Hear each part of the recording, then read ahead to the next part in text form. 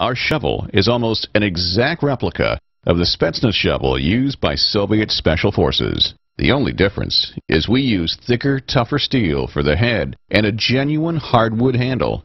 It can be used as a hatchet, axe, cleaver, machete, hammer, or paddle, and makes for an outstanding digging or entrenching tool. If that's not enough, it's very easy to throw and can be a ferociously effective weapon in an emergency.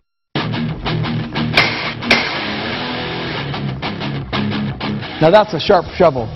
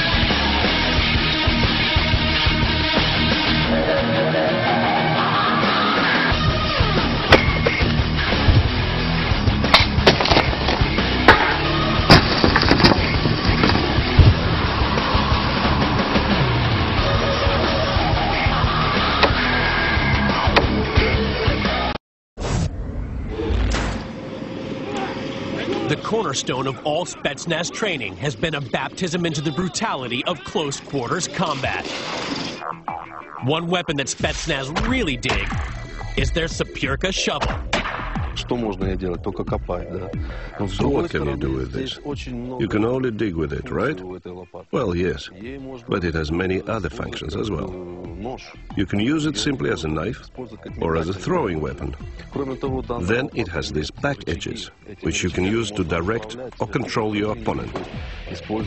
You can also use it as a shield from knives or bullets. You're taught that if you hold the shovel at an angle, it can deflect a bullet from making a direct hit. The shovel, compared to a knife, has much greater weight to it, makes it a much more effective throwing weapon. It's going to do damage wherever it hits, and ideally it'll hit a vital area of the body.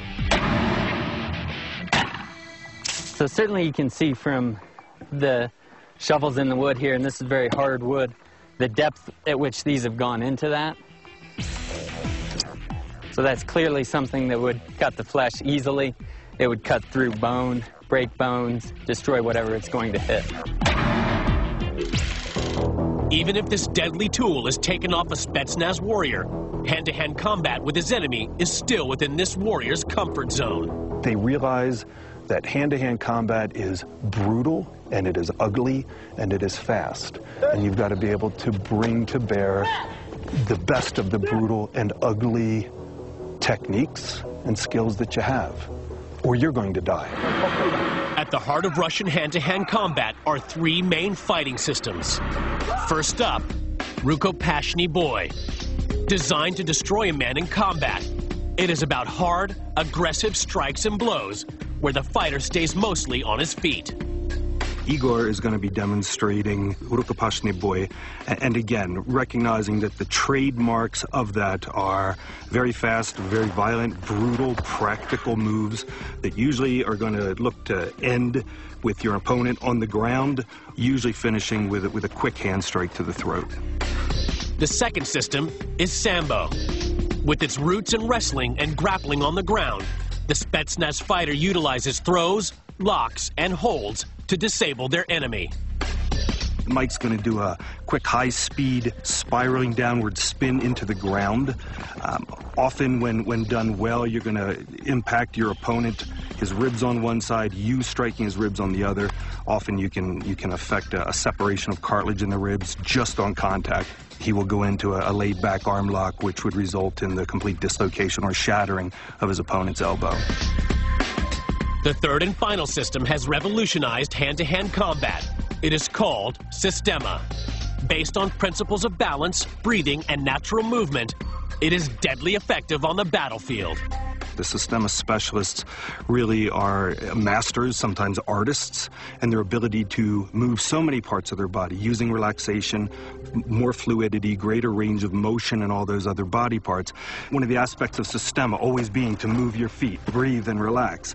Scooping that elbow and pinning the attacking wrist, Tom will continue to just pivot around that arm with no more effort than just the movement of the feet at that point. Will put Andre on the ground in front of him. Unknown to much of the Western world until the 1990s, Sistema has created a real buzz amongst the elite forces community. We don't teach any specialist stances or movements. We just teach people how to survive. So many units are now using Sistema in their training programs.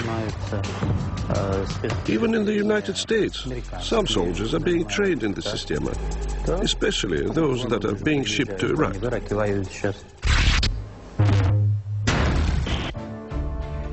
The fighting techniques and the spirit of Spetsnaz are respected around the globe.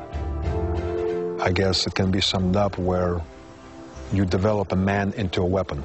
I've been trained to do it with a knife. I've been trained to do it by throwing a shovel.